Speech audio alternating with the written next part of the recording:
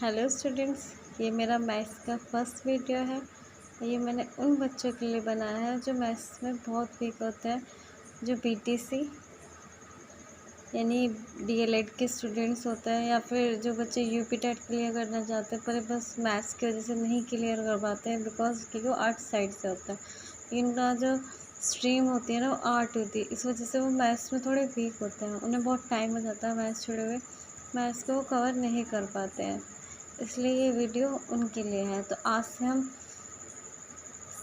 Syllabus wise chapter 1 bye 1 हम पढ़ेंगे। तो आज हम पहला चैप्टर स्टार्ट करने वाले हैं, नंबर सिस्टम।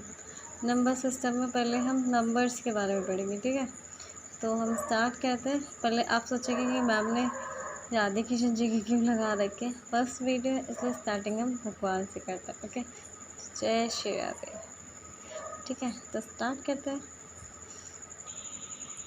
ओके, तो हम स्टार्ट करते हैं। तो हमारा जो हम स्टार्टिंग करने वाले हैं वो करने वाले हैं प्राइम नंबर्स, यानी कि अभाज्य संख्याएं।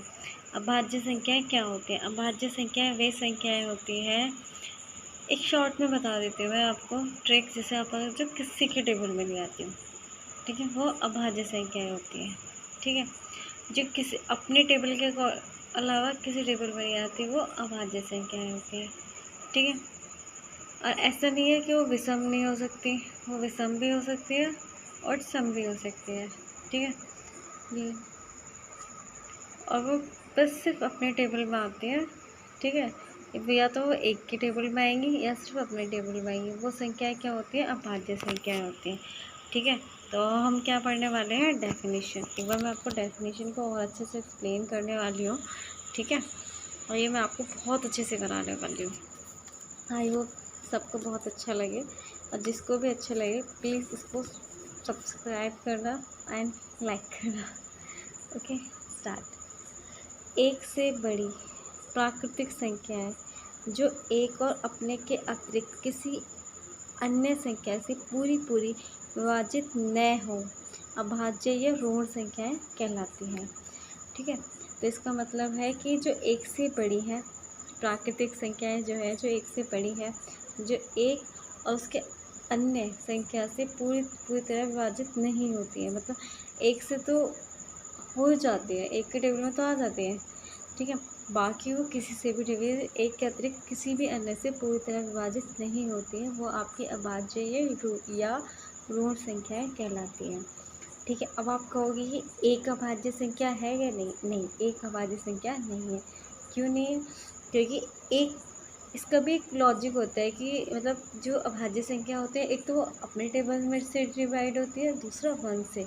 ठीक है, तो वन का सिर्फ अपना ही होता है ना, इसलिए वन को हम अभाज्य संख्या में नहीं करते हैं। ठीक है, ओके, अब हम फाइंड कैसे करेंगे? मैं आपको एक ट्रिक बताने वाली हूँ, बहुत शानदार ट्रिक है, जिससे आप इजीली फाइंड आउट कर सकते हो कि ये नंबर अभाज्य है या नहीं है। आपको एक डिवाइड करके नहीं देखना पड़ेगा।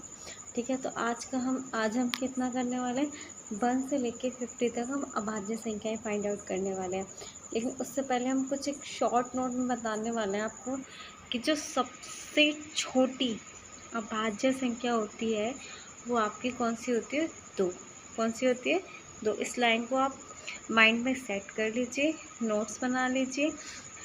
ठीक है, कि जो सबसे छोटी जो संख्या होती है, जो अभाज्य होती है, वो 2 होती है, और 2 एक सम संख्या भी है, इसलिए इसको सम अभाज्य संख्या, मतलब सम भी और अभाज्य दोनों ही है। ठीक है, तो पेपर में पूछ लेता है कि ऐसी कौन सी अभाज्य संख्या है जो 2 है। ठीक है, सम है और साथ में अभाज्य भी है, तो आंसर क्या होता है आपका? 2। ये बहुत इंपॉर्टेंट पॉइंट है आपका। और सेकेंड इंपॉर्टेंट पॉइंट है कि एक ना तो भाज्य है और ना ही अभाज्य है। ठीक है, ये आप 2 पॉइंट्स को अपने माइंड में सेट कर लीजिएगा अच्छे से। ठीक है, अब हम कैसे फाइंड आउट करेंगे 1 से लेके 50 तक?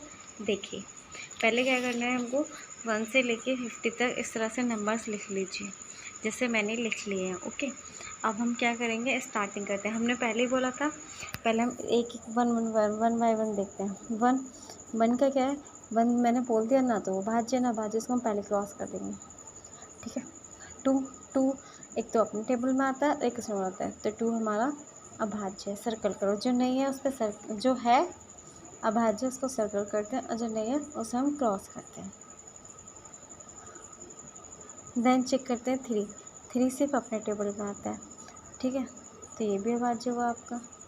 नेक्स्ट आपका 4 2 के टेबल में आता है, ठीक है, तो ये क्या हुआ, भाज्य। ठीक है, जो हम क्रॉस कर रहे हैं ना वो मैं आपको एक 1 को छोड़ के, 1 को हमने छोड़ दिया, ठीक है, 1 ना भाज्य ना भाज्य, और 1 को छोड़ के जो भी हमारे क्रॉस हैं वो हमारे क्या कहलाएंगे, भाज्य। अब इसमें आप एक साथ 2 चीज़ें पढ़ने वाले हो, अभाज्य एंड भाज्य। जो नंबर अभाज्य नहीं है जिसमें मैं सर्कल करूँगी वो आपके अभाज्य होगा, और जो आप जिसको क्रॉस कर दूँगी वो भाज्य होगा। भाज्य मतलब जो किसी न किसी नंबर के टेबल में आता हो, ठीक है, कि जैसे 4 2 के में भी आता है और अपने में भी आता है। 5 सिर्फ अपने में आता है, सर्कल कर दो।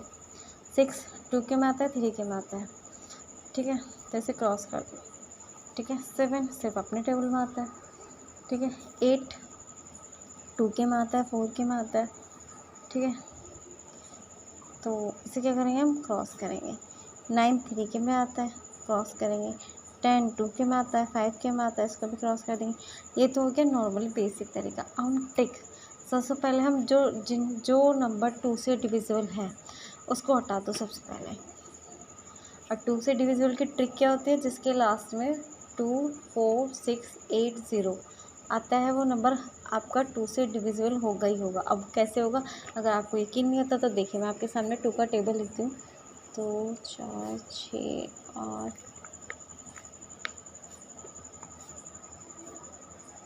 अब देखिए, देखो 2 4 6 8 0, अगेन 2 4 6 8 0, मतलब जो आपके इकाई अंक है ना वो आपको वापस रिपीट हो जाएगा। तो यानी कि, और बहुत से बच्चे क्या सोचते हैं कि सिर्फ टेबल 10 तक होता है, कोई भी टेबल 10 तक नहीं होता। आप उसे डिवाइड करके देखिए, फॉर एग्जांपल जैसे 32, तो बच्चे क्या सोचते हैं कि टेबल तो सिर्फ 20 तक होता है, ये 2 कैसे कर सकता है 2 से, ऐसा कुछ नहीं होता। डिवाइड करके देखिए 2 से वो ईजिली घट जाएगा, ठीक है, 16 बार में, ठीक है। अब आते हैं हम ट्रिक पे। तो सबसे पहले हम क्या करेंगे, उनको क्रॉस कर देंगे जिनके लास्ट में 2 4 6 8 एंड 0 है, ठीक है।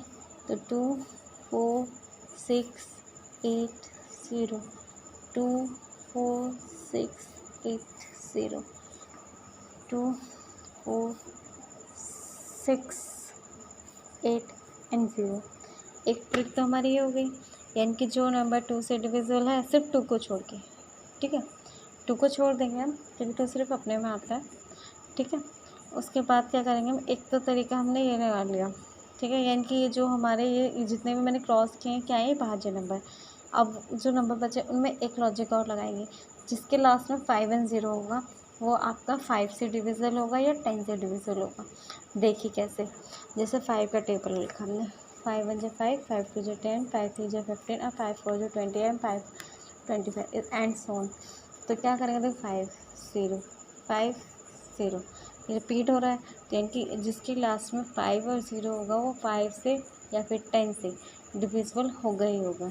तो अब हम 5 वालों को भी क्रॉस कर देते हैं। 5 वाले में 15 हो गया, ठीक है, इधर 25 हो गया, ठीक है, इधर 35 हो गया, यानी 45 हो गया।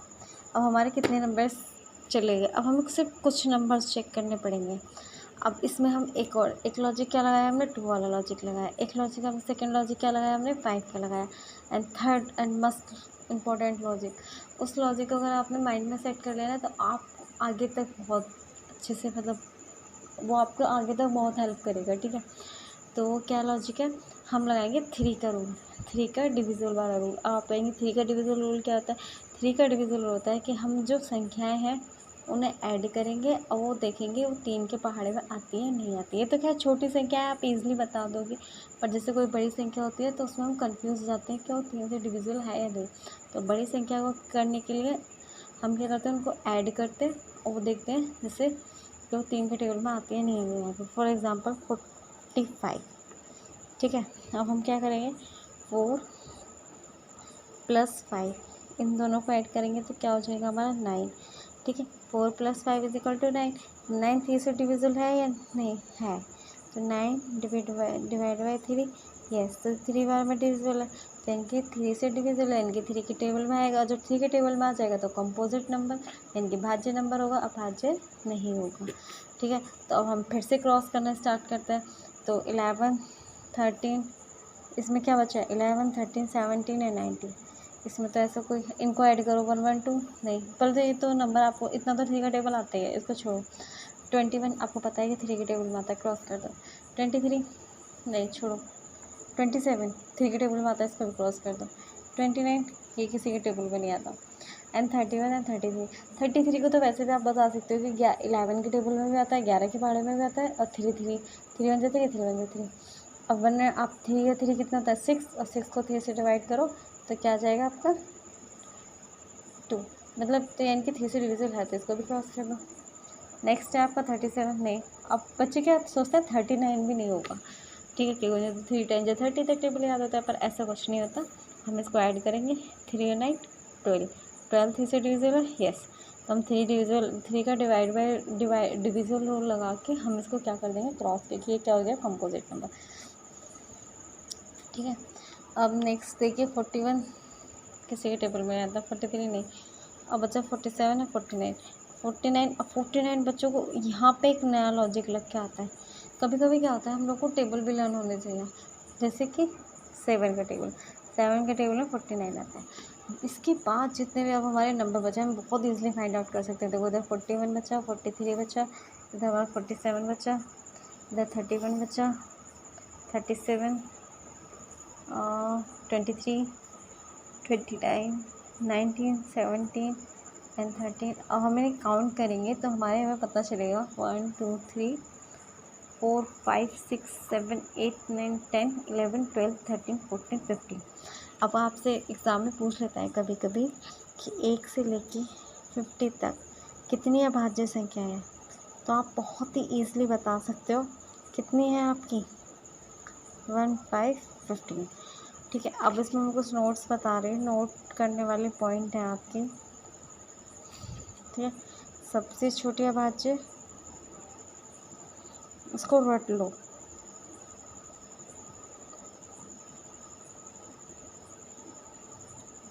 आपकी 2। ओके, और ये साथ में सम भी है, सबसे छोटी एंड सम अभाज्य भी बोल सकते हैं आप। ठीक है, एक न तो भाज्य है और ना ही अभाज्य है।